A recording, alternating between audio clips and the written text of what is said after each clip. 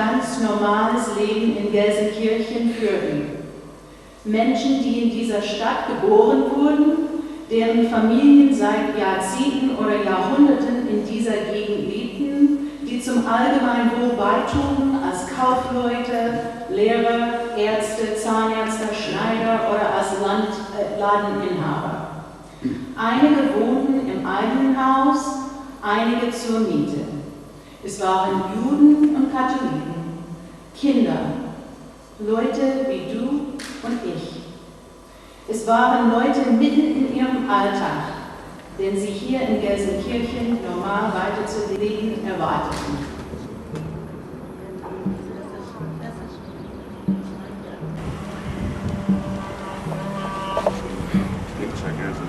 Wir haben hier eine Baumwolle. So Füllsteine.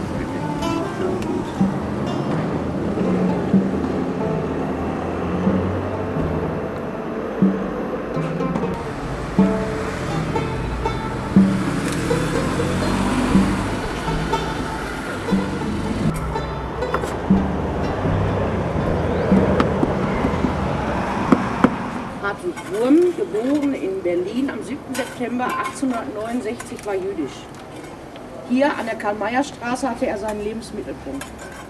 Wir können sicher davon ausgehen, dass mit der Machtübergabe an die Nazis im Januar 1933 auch Hartwig Wurm den schon bald einsetzenden und gegen jüdische Deutsche gerichteten Maßnahmen des NS-Staates ausgesetzt war.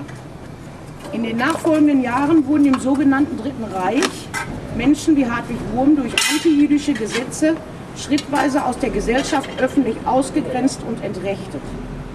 Juden wurden als angeblich minderwertig diffamiert, die antisemitische Propaganda war im Alltag allgegenwärtig. Wie Hartwig Wurm die Pogrome in der Nacht vom 9. auf den 10. November 1938 erlebt hat, wissen wir nicht.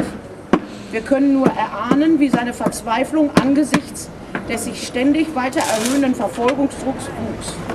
Wir wissen aus den erhaltenen Dokumenten aus dieser Zeit, dass der alleinstehende Hartwig Wurm am 31. Juli 1942 zusammen mit anderen jüdischen Menschen die Deportation von Gelsenkirchen über Münster und Bielefeld in das Ghetto Theresienstadt erleiden musste. Bereits am 30. August 1942, 4 Wochen nach der Deportation aus seiner Heimatstadt Gelsenkirchen, war Hartwig Wurm tot. Dieser Stolperstein erinnert still, leise und unaufdringlich an das beinahe vergessene Leben und Leiden von Hartwig Wurm und bringt die Erinnerung an einen von den Nazis verfolgten Menschen und seinen Namen zurück in den Alltag. Das Schweigen über die Vergangenheit wird mit der Verlegung dieses Stolpersteins gebrochen. Es heißt, ein Mensch ist erst vergessen, wenn sein Name vergessen ist. Hartwig Wurm ist nicht vergessen. אדוני הוא נחלתו ונוער בשלום על משכבו ונוער אמן.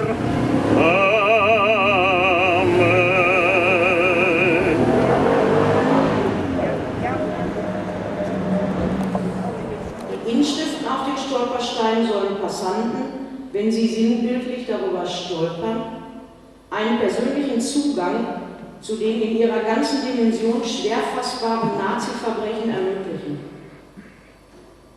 Mit der Wahrnehmung eines Stolpersteins im Alltag wird das abstrakte Wissen um den Holocaust auf einmal sehr konkret. Denn es kann im nachbarschaftlichen Umfeld verortet werden, beispielsweise auf einer Straße, die man schon lange kennt, oder vor einem Haus, in dem man selber lebt.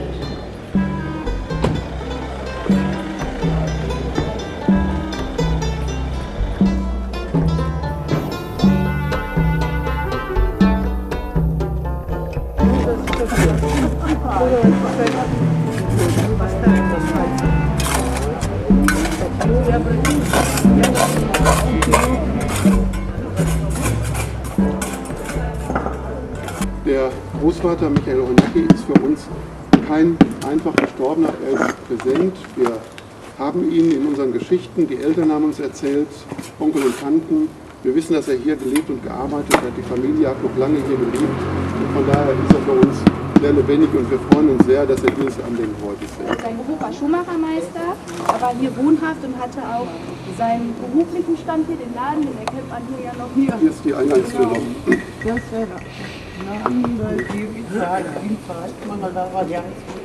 Hier hatte er seine kleine Werkstatt und auch unter anderem noch einen Verkaufsladen für Süßigkeiten betrieben.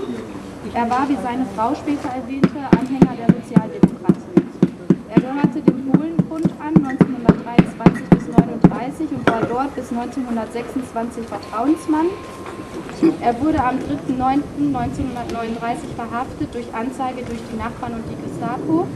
Es ist so, dass er hier auf dem Hof eine Geige geschnappt hatte und dann die polnische Nationalhymne gespielt hat und auch mitgesungen hat. Die lautet im Deutschen noch ist Polen nicht verloren. Nachdem er dann verhaftet worden war, durch diese Hymne, durch dieses Bekenntnis, wurde er zwar freigesprochen, jedoch nicht aus der Haft entlassen. Es ist so, dass sie es begründet haben, dass sie ihn in Schutzhaft bzw. aus militärischen Sicherheitsgründen verhaftet hätten, da er dem polnischen Volkstum angehört und der deutsch-polnische Krieg begonnen hatte. Am 21. November 1939 kam er in Schutzhaft im KZ Oranienburg. Aus dem KZ Oranienburg liegt uns ein Brief vor, beschreibt dann seine Frau: Meine Lieben, euren Brief bei bester Gesundheit erhalten. Kurz darauf ist er in Dachau völlig entkräftet umgekommen. Du schreibst mir, ich soll dir alles näher von meinem Leben im Lager schreiben. Es ist ein neues Soldatenleben und weiter nichts. Es wäre dann noch schöner, wenn die Kälte nicht so groß wäre, aber ich denke, auch das wird ein Ende nehmen. Du schreibst mir, dass du überarbeitet warst wegen Unterstützung. Ich möchte dir raten, zur Zilli, das ist die Tochter, zu schreiben, dass sie dir helfen soll. Was ist mit Michel los? Das ist sein ältester Sohn, der auch Michael hieß. Wo steckt er und die beiden Schwiegersöhne? Alle drei sind im Krieg zu der Zeit. Schreibe mir von beiden und auch was vom Luftschutz in meiner Untergruppe. Der war hier auch im Luftschutz aktiv, bevor er verhaftet wurde. Sonst habe ich weiter nichts zu schreiben. Zum Schluss möchte ich dich bitten, an mich ein bisschen zu denken. Bitte grüße mal alle zu Hause. Es grüßt euch der Michel Tatusch, also der Papa und Großpapa, bis auf Wiedersehen. Am 1. Mai 1940 kam er dann ins KZ Neuengamme. Anschließend kam er wieder in ein KZ Dachau am 27. Juni 1940.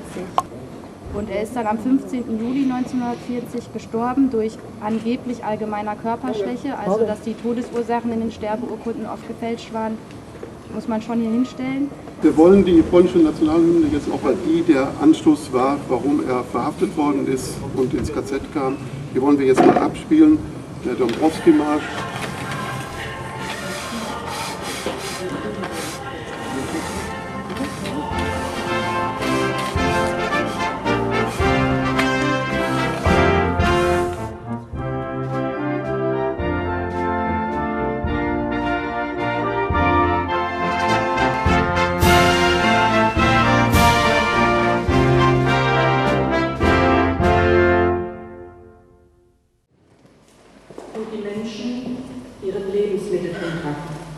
Dort haben wir heute auch als Paten gestanden und ich gebe zu, mit zittrigen Knien habe ich dort gestanden und die Lebens- und Leidensdaten von Salomon und Sarah, Anna, Lora und Max Tepper verlesen.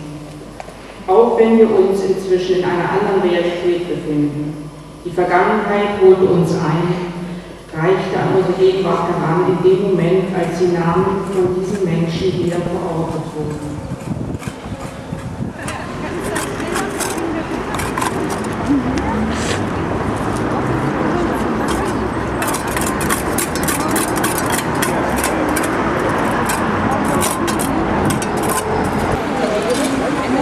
In Gedenken an Salomon und Sarah Tepper und ihre 3 Kinder Anna, Dora und Max Tepper. In Erinnerung an ihr Leben und ihre Ermordung durch das NS-Terrorregime verlegt unterdämmlich hier 5 Stolpersteine. Salomon Tepper wurde am 15. Juni 1893 in Zugnarowa geboren. Er war verheiratet mit Sarah Tepper, geborene Steyr, die am 18. Juli 1898 in Wienans geboren wurde. Das Ehepaar Tepper hat hier in Gelsenkirchen 3 Kinder bekommen. Anna, geboren am 28.01.1923, Dora, geboren am 16.03.1924 und Max, geboren am 1.08.1926. Wir stehen an dem Ort, wo ehemals das Haus Schalker-Straße 45 stand. Es gehörte zu den sogenannten Judenhäusern, die die NS-Verfolgungsbehörden errichtet hatten, um die jüdischen Mitbürger zu ghettoisieren. Der Leidensweg der Familie wurde vom Geldenzentrum e.V. recherchiert und veröffentlicht. Demnach wurde Salomo Tepper im Dezember 1941 in die Heil- und Pflegeanstalt der Reichsvereinigung der Juden in Bendorf-Sayn im Landkreis Koblenz eingewiesen. Hintergrund war, auf Anordnung des Reichsministeriums des Inneren wurden ab 1940 alle jüdischen Patienten in Sayn zusammengefasst. Denn Juden und Deutsche sollten nicht zusammen in einer Anstalt untergebracht sein. In der Gestapo-Liste Juden aus dem Landkreis Koblenz, die am 30.04.1942 abtransportiert worden sind, ist auch Salomo Tepper aufgeführt.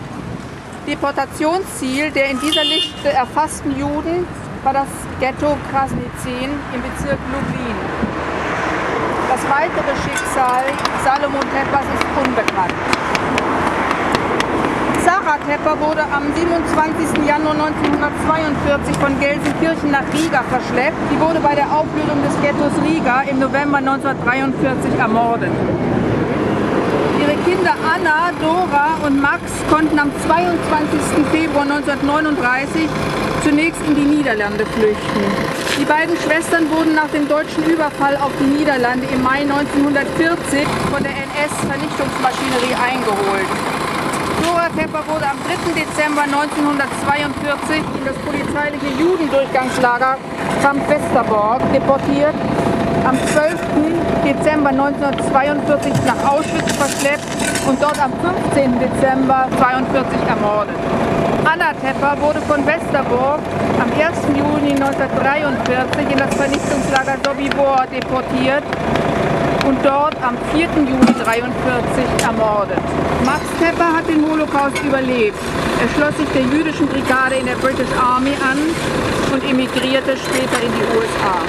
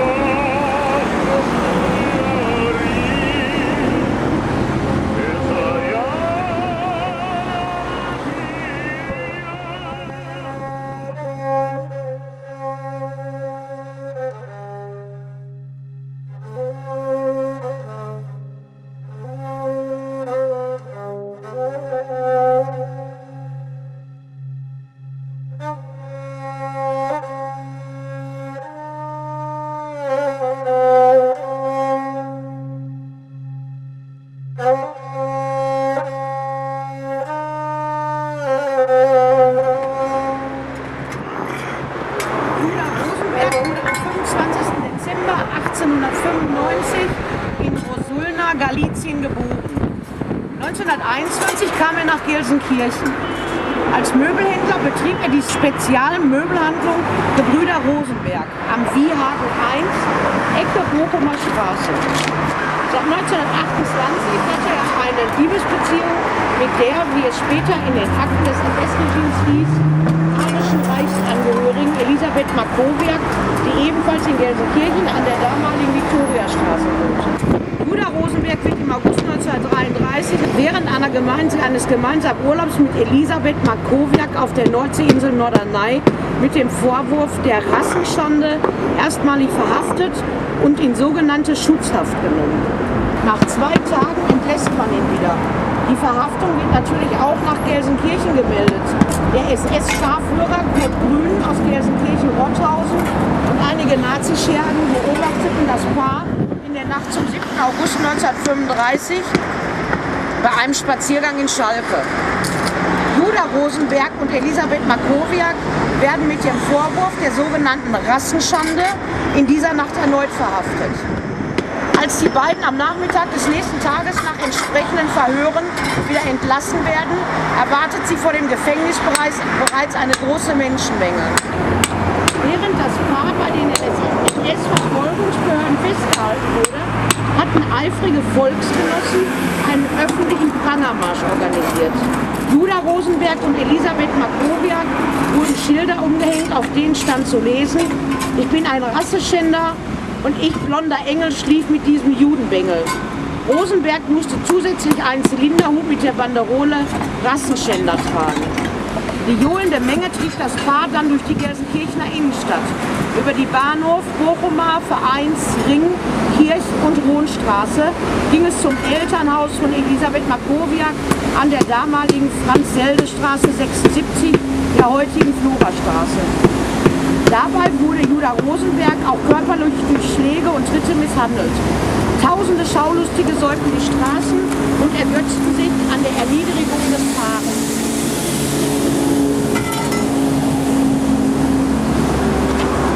Am nächsten Tag berichtete die Gelsenkirchener Nationalzeitung ausführlich über diesen öffentlichen Akt der Dehumanisierung.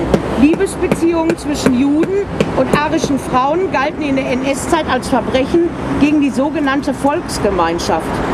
Elisabeth Markowiak verließ danach Gelsenkirchen, verzog nach Kassel und weiter nach Frankfurt. Dort verliert sich ihre Spur.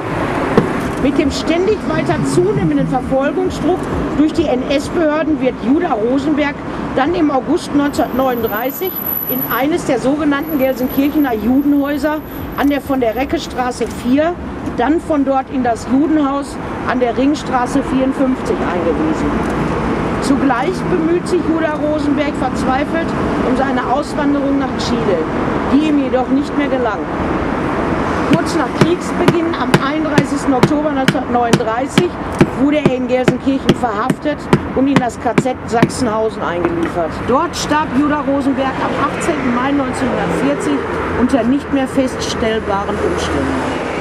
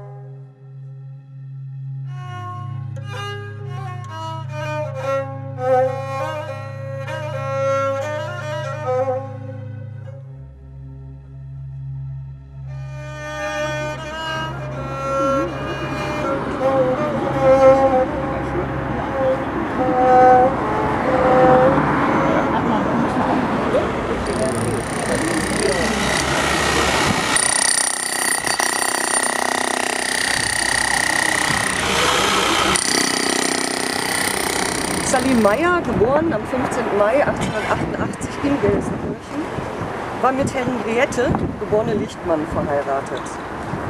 Zusammen mit seiner Schwägerin Julie Lichtmann betrieb er das erfolgreiche Textilkaufhaus Julius Rode und Co. im Schalker Markt 9. Die schöne Zeit des Miteinanderlebens und Arbeitens, der Normalität, fand 1938 ein jähes Ende. Die Nazis enteigneten das Geschäft, arisierten es. Fritz Scheppern kaufte es für einen sehr niedrigen Preis und führte es mit seiner Frau als Kaufhaus Scheppern im Schalker Markt weiter. Das Ehepaar und Julie Lichtmann wurden 1939 in eines der sogenannten Judenhäuser an der von der Reckestraße 4 verbracht. Die drei schafften es trotz verzweifelter Versuche nicht mehr, Deutschland zu verlassen. Im Januar 1942 wurden sie zunächst in das Judensammellager am Wildenburgplatz gesperrt.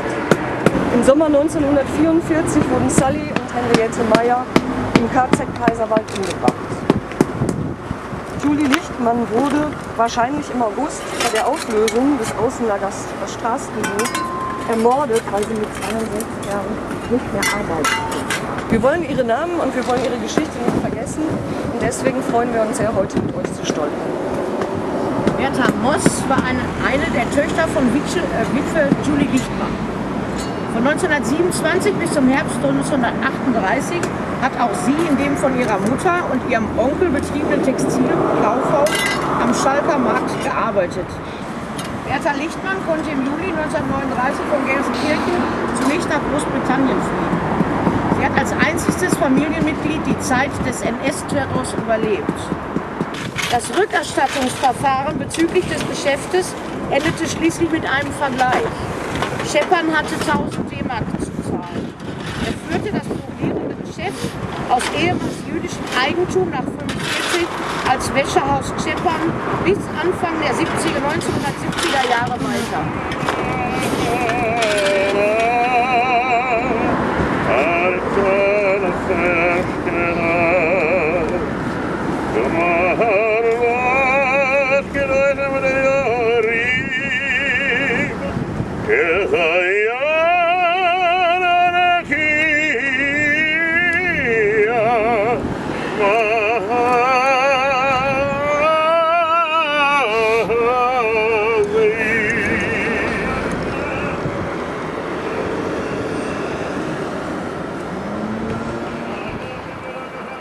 Stolpersteine bestehen darauf, dass der Holocaust lange vor Auschwitz einsetzt. Beim Wegblicken, Schweigen, hinnehmen. Ständig holt die Erinnerung so Straßenzeile für Straßenzeile aus den Wagen einer entlegenen Vergangenheit ins harte Licht der Liegenschaften und der Vergegenwärtigung zurück. Er zwingt die Nachbarn von heute, sich den Nachbarn von gestern zu stellen.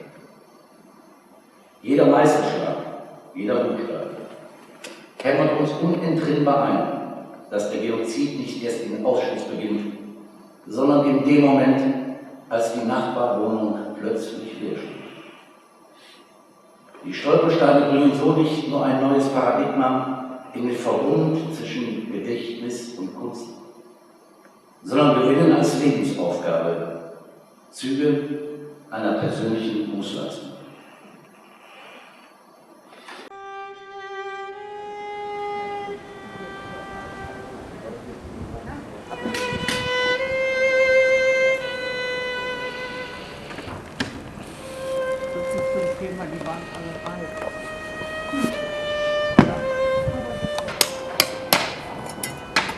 Das Ehepaar lebte zunächst in Hamborn.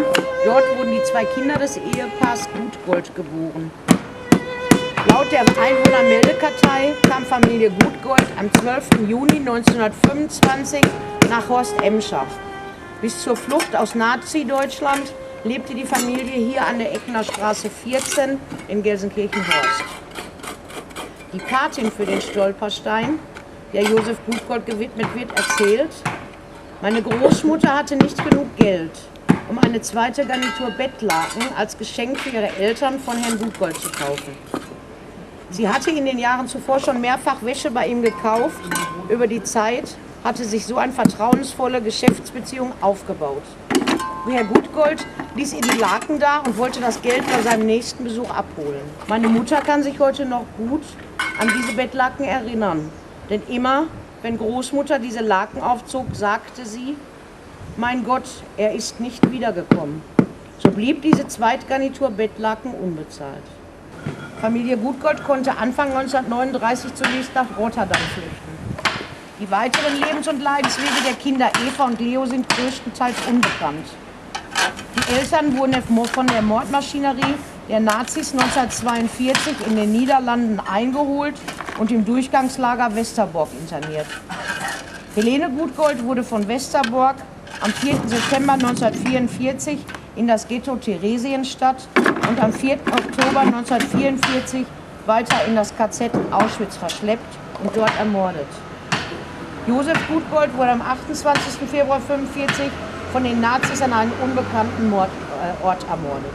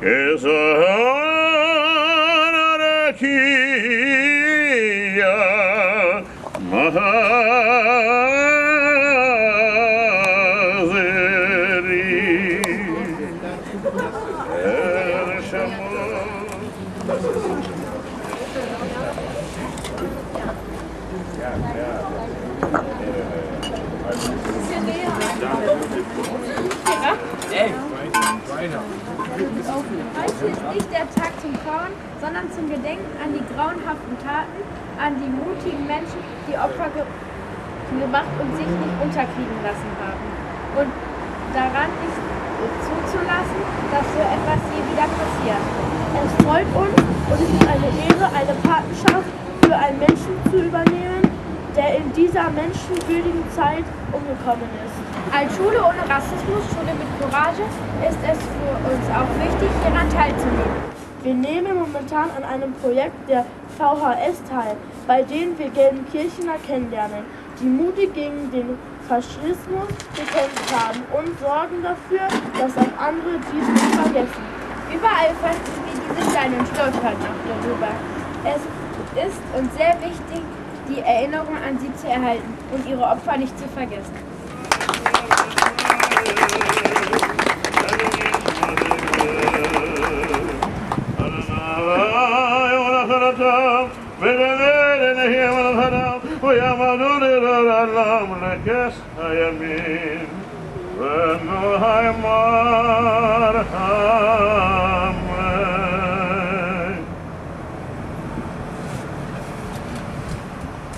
Schon ganz ausgedruckt in verschiedenen Veranstaltungen. Man kann mich wirklich nicht wundern, aber ich habe das erste Mal erlebt, dass ihr kleine Menschen, verschiedene Religionen, Rassen und so weiter, dafür gespendet haben. Leute, mein Dank ist gerecht.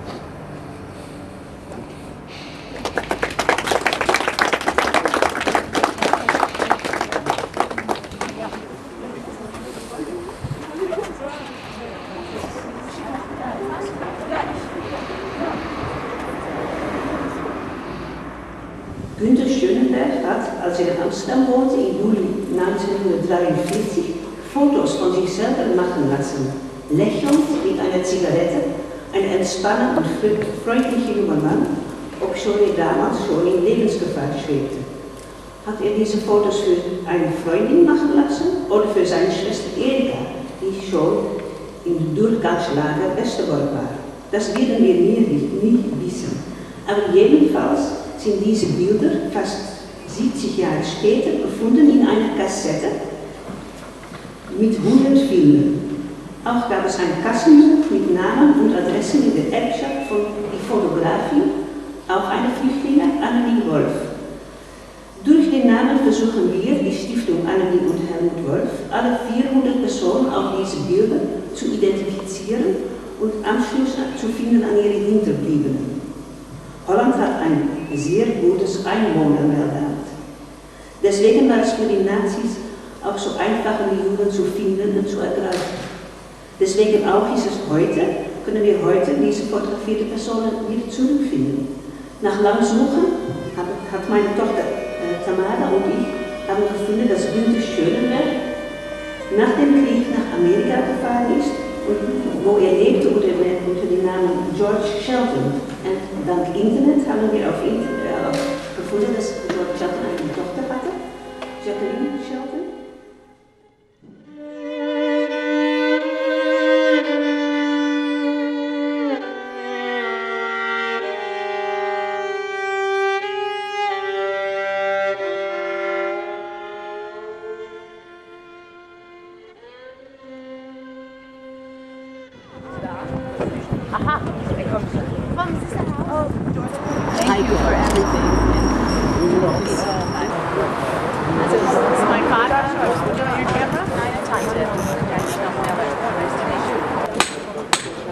Ja, Mike, stell dich doch mal davor. Ja.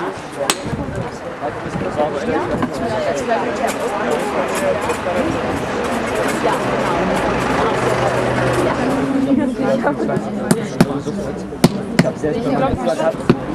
Kann ich auch machen, weil ich habe weiter Sheldon, schön, dass Sie da sind mit Ihren Kindern angereist aus San Francisco, aus den USA. Liebe Anwesende, liebe Paten, lieber Gunther. Julius Schönberg wurde am 30. September 1875 in Hörde geboren. Seine Frau Selma, die aus der Familie Rosenthal aus Annen stammte, wurde am 13. Mai 1890 geboren. Die beiden haben 1914 geheiratet, kurz bevor Julius Schönberg als Soldat für das Deutsche Reich in den Ersten Weltkrieg ziehen musste. Das Ehepaar Schönberg hatte 2 in Gelsenkirchen geborene Kinder. Die am 1. April 1915 geborene Erna und dem am 7. September 1920 geborenen Günther. Seit der Übergabe der Macht an die Nationalsozialisten 1933 war auch die Familie Schönberg einem stetig zunehmenden Verfolgungsdruck ausgesetzt. Die Eltern nahmen Günther Schönberg 1934 vom Realgymnasium, dem heutigen Grillo-Gymnasium, das er seit 1930 besucht hatte, weil auch dort die antisemitischen Übergriffe durch Lehrer und Schüler zunahmen. Er begann eine kaufmännische Ausbildung, die er jedoch abbrechen musste, nur weil er jüdisch war. Danach sollte er eine Ausbildung als Schweißer bei der Schrottgroßhandlung von Moses Stern in Gelsenkirchen machen. Als auch diese Firma arisiert, das heißt enteignet wurde, musste Günther im Juni 1938 den Betrieb verlassen. Im August 1938 gelang ihm die Flucht nach Holland.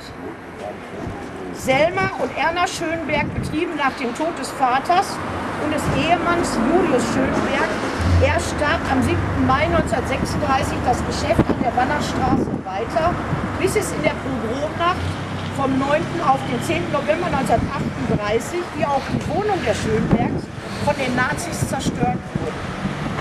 Nach der Vernichtung der Existenzgrundlage floh Selma Schönberg zu ihrer Schwester Antonie Meyer, die in einem kleinen Ort bei Lemgo lebte. Dort konnte sie eine Zeit relativ und unbehelligt leben. Am 19. März 1942 wurde sie von den Nazis verhaftet und unter Polizeibewachung in ein jüdisches Altersheim nach Bielefeld gebracht. Selma Schönberg wurde im Juli 1942 von Bielefeld Richtung Auschwitz deportiert. Sie starb auf dem Deportationstransport. Erna Schönberg konnte im Juni 1939 in die Niederlande flüchten.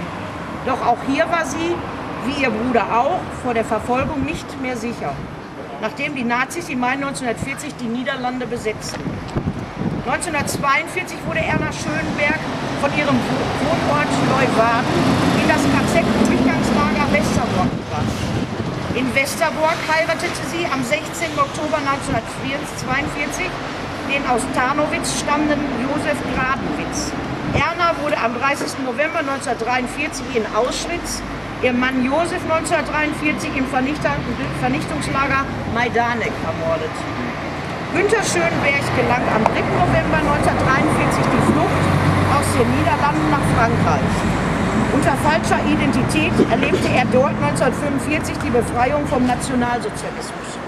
1946 ging er zunächst nach Amsterdam, um von dort im Juni 1947 in die USA auszukommen. Also dann ist es mein Vater, meine Großmutter und meine Tante.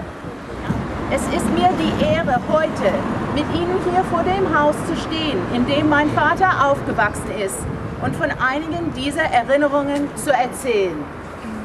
Wannerstraße 119, Telefonnummer 21802. Mehr als ein halbes Jahrhundert nach seiner Flucht aus Deutschland hatte mein Vater seine Heimatadresse und Telefonnummer immer noch fest im Kopf. Nach seiner Flucht hat er andere Adressen und sogar andere Namen. Während des Krieges im besetzten Holland und in Frankreich und später in Amerika. Aber dies war sein Zuhause, der Ort, an dem er geliebter Sohn, Bruder und Enkel gewesen war. Dies war das Zuhause, in dem er als Günther Schönberg auf die Welt kam und aufwuchs. Nicht als George Schreuder, dem falschen Namen, den er in Holland und Frankreich benutzte, oder als George Shelton, dem Namen, den er in Amerika annahm. Das Zuhause mit der Familienwohnung im hinteren Teil und dem Ladengeschäft im vorderen Teil. Das Zuhause, in dem er jederzeit seine Großeltern Schönberg besuchen konnte, die auf einem der oberen Stockwerke wohnten, bis sie starben, als mein Vater 8 Jahre alt war. Wo er von Opa Schönberg immer besondere Bonbons bekam, die normalerweise unter Verschluss gehalten wurden, bis sich mein Vater eines Tages selbst bediente und ganz schon Ärger bekam. Dies war das Zuhause, in dem seine Mutter jeden Freitagabend die Kerzen anzündete, um den jüdischen Schabbat zu begrüßen.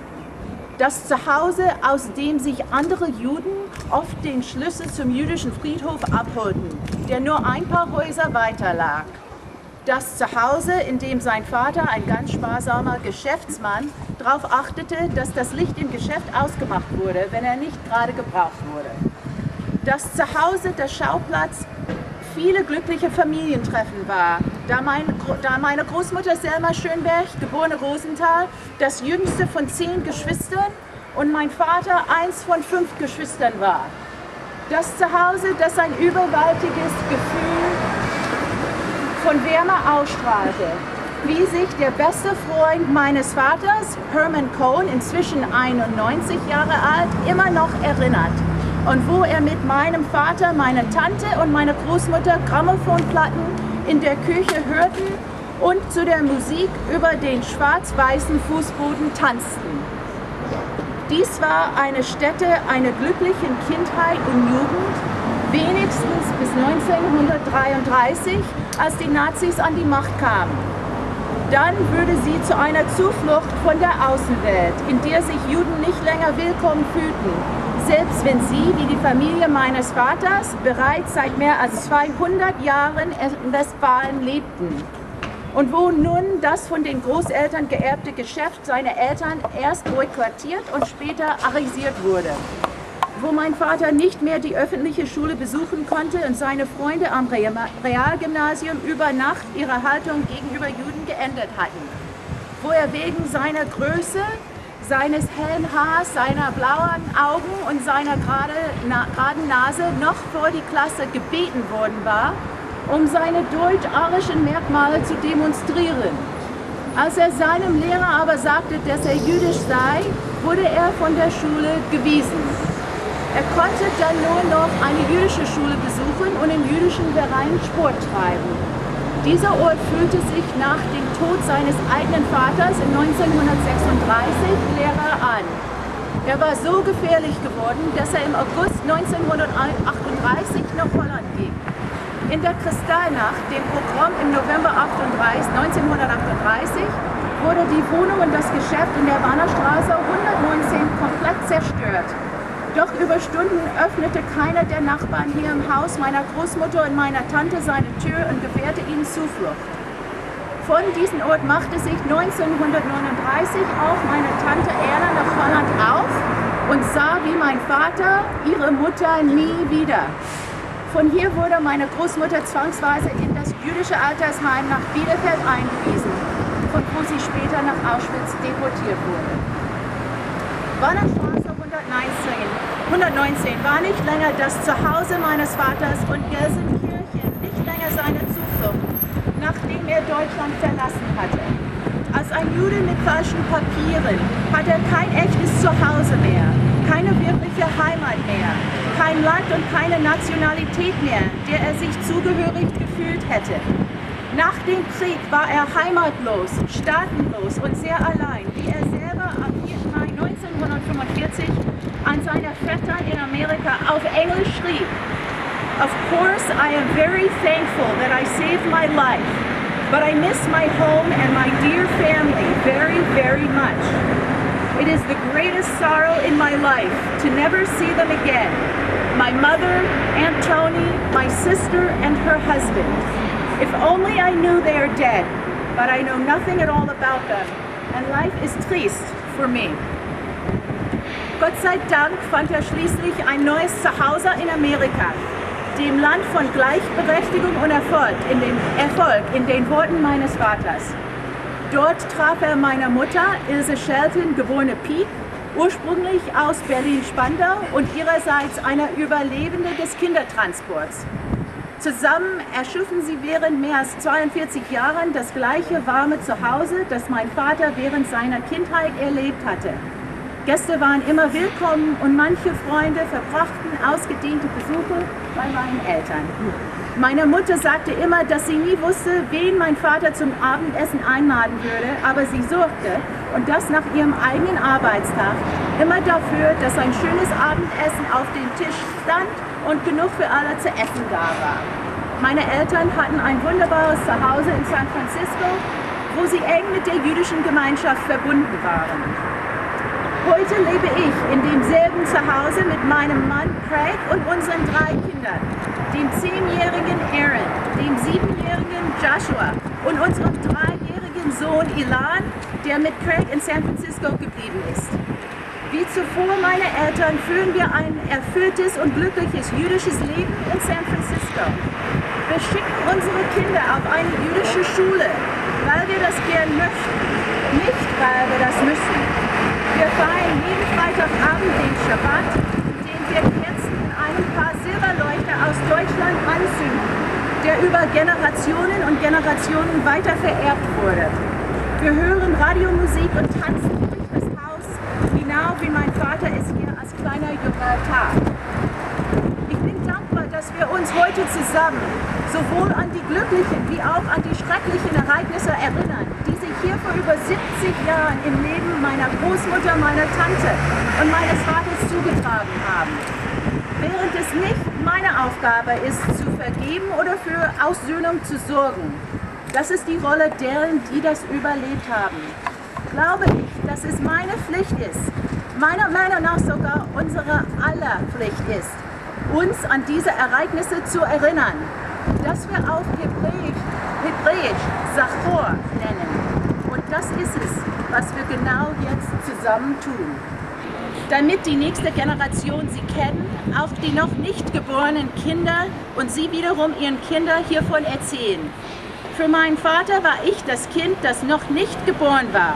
Und ich erzähle nun meinen Kindern die Geschichte und bringe sie hierher, um ihnen zu zeigen, wo sie stattfand. So geht die Geschichte immer weiter. Ledor vador auf Hebräisch, von Generation zu Generation. Und in diesem Sinn möchte ich nun ein paar Worte zur Bedeutung dieses Besuchs an meine Kinder richten. Aaron and Joshua, it is so special that you are here with me today. As a matter of fact, your presence is the most important thing about being here. You see, I know the story about my father and his family, and Daddy and I were even here in Gelsenkirchen at this house many years ago with Oma and Opa Rocks. But by coming here, now you know the story too. I know you feel a tremendous connection to your Opa Rocks. Aaron, you came up with his name because of the fact that we always left rocks at the cemetery when we went to visit his grave, a Jewish custom, hence the name Opa Rocks. And you both helped me collect rocks from Oma and Opa's graves just a few weeks ago in San Francisco to bring here to the cemetery on the Wannerstraße. Aaron, you even collected special rocks that you put on Opa's grave in San Francisco to put on his father's grave so that they could visit each other. You are both so attuned to our family history. While those rocks made the symbolic journey from San Francisco to Gelsenkirchen, your presence here is the real connection. By coming here and remembering the story of your Opa and his family, you are the bond between the generations. And you are living proof of our thriving and full Jewish life in America through your attendance at Brandeis Hillel Day School, your love and connection to Judaism, and your pride in being Jewish. Your Opa would have been so proud of you, Aaron Günther and Joshua George. You both carry on his name with such pride. Ich bin Ihnen allen überaus dankbar dafür, dass Sie hier sind, dass Sie diesen Gedenkstein geschaffen haben und dass Sie meine Großmutter, meine Tante und meinen Vater auf diese besondere Weise ehren. Das bedeutet uns sehr viel. Und während ich hier stehe, möchte ich noch einen Menschen besonders würdigen, meinen Vater. Daddy, danke dafür, dass du eine tiefe Liebe und enge Verbindung zu unserer Familie, unserer Herkunft und unserer Geschichte in mir erweckt hast. Du hast mich stolz auf meine Großeltern und meine Tante gemacht, die ich nie kennengelernt habe. Obwohl du alles aus deinem Kindheitshaus zu Hause verloren hattest, warst du voller Erinnerungen an die du liebtest und die dich geliebt haben. Und diese Liebe hast du an mich weitergegeben. Dieses kostbare Geschenk geben Craig und ich nun an Aaron, Joshua und Elan für künftige Generationen weiter. Vielen Dank. ויתקדש מרבה, ועלמד יברכי בותי וימליך מלכותי, בחיי יכולנו ויומכנו, בחיי לכל בית ישראל, בגלה ובזמן קריב יאמרו אמן. יש מרבה מבורך לעלם על מעלמיה, ויתברך וישתבח ויתפאר ויתרומם ויתנשא ויתהדר ויתעלה ויתהלל, שמי לקודשה ואלה מכל ברכתה ושירתה, תושבחתה ונחמתה, דאמרון ועלמה ואמרו אמן. יהי שלום הרבה משמיה וחיים עלינו ועל כל ישראל ואמרו אמן. עושה שלום במרומיו, הוא יעשה שלום עלינו ועל כל ישראל ואמרו אמן. שנדן צדקה ברזכרה דנשמתה וגנן נחיה מנוחתה לכן מלך הרמים יסירה וסדר כנפף לעולמי ואצרור בצור הקיים עד נשמתה